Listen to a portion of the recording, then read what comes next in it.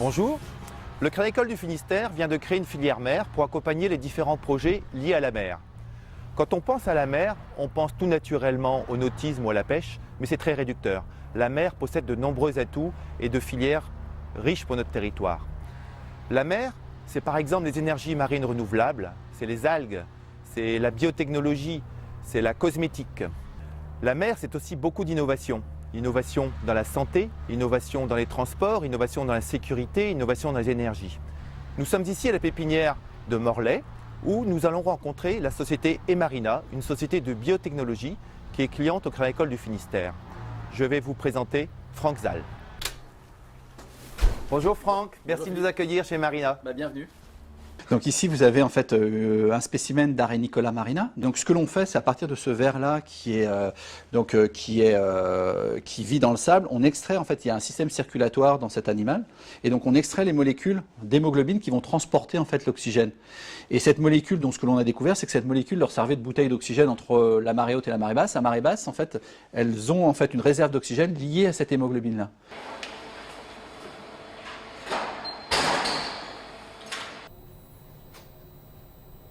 Donc Philippe, bienvenue dans les laboratoires d'Emarina. Donc on va discuter en fait des innovations qui ont été découvertes ici dans ce laboratoire à la pépinière de Morlaix. Franck, peux-tu nous parler de la création d'Emarina et ton installation ici à Morlaix? Oui, donc Emarina en fait c'est une start-up ou une spin-off en fait du CNRS et de l'université Paris 6. En fait, moi, pendant une vingtaine d'années, j'étais chercheur en fait, à la station biologique de Roscoff, donc pas très loin d'ici. Et on a découvert en fait, dans ces recherches fondamentales une molécule qui a d'énormes applications dans le domaine de la santé. Alors aujourd'hui, Emarina développe 3 applications thérapeutiques. La première, qui est la plus proche du marché, qui est Hemodelife, qui est une solution pour préserver les greffons en attente de transplantation. Aujourd'hui, nos lots cliniques sont sortis, donc nous programmons en fait, un essai clinique à la fin de 2014, donc pour permettre en fait, aux chirurgiens d'avoir plus de temps pour transporter des greffons au moment où ils vont les collecter, au moment où ils vont les greffer. On développe également un substitut sanguin universel qui est compatible avec tous les groupes sanguins. Et aujourd'hui, on développe cette application principalement avec l'US Navy aux États-Unis pour tout ce qui est trauma, en fait, trauma au niveau crânien, qui permet d'oxygéner en fait le cerveau durant un blast en fait. Et en fait des pansements pour les diabétiques, ce qui permet également d'augmenter la vitesse de cicatrisation de ces plaies qui sont vraiment difficilement cicatrisables en fait sur ce type de patient. D'accord. Franck, peux-tu nous dire pourquoi le Finistère est une terre où peuvent germer des projets comme le tien?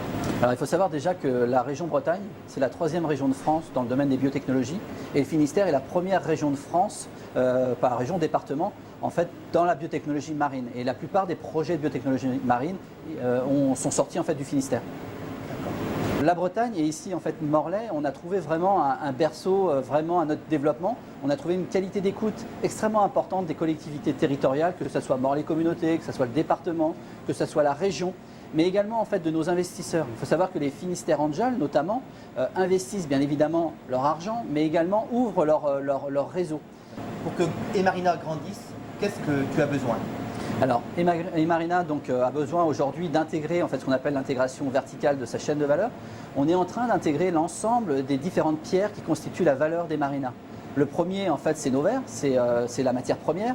Donc, on a déjà acheté en fait, l'année dernière une ferme qui s'appelle la ferme marine de Noirmoutier pour produire nos verres. La deuxième étape, c'est en fait l'extraction de ces matières premières. Et donc, ce qu'on souhaite, c'est en fait avoir un outil d'extraction, une usine d'extraction en fait de nos molécules et les applications. Donc, on a l'ensemble ici des personnes, des collaborateurs d'Emarina qui réfléchissent à d'autres applications. Donc, c'est vraiment l'intégration de la chaîne de valeur qui sera création de richesse pour le territoire, mais création également d'emplois, de développement économique. Et il faut savoir qu'en Bretagne, il y a très peu d'établissements pharmaceutiques capables d'extraire des molécules marines. Et donc, on espère en fait avec Emarina en fer de lance créer en fait cet outil en Bretagne. Comment, à ton avis, le Crédit Agricole filière mer, dans sa nouvelle mouture, peut-il accompagner Emarina? Comme tu le disais au départ, en fait, la mer, ce n'est pas uniquement des bateaux qui flottent sur l'océan, c'est aussi beaucoup de gens qui travaillent autour de cette ressource qui est bleue.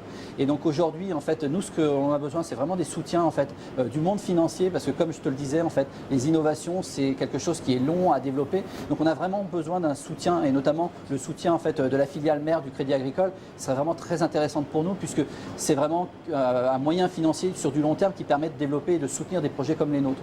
Donc c'est vraiment bienvenu à la filière mer du Crédit Agricole.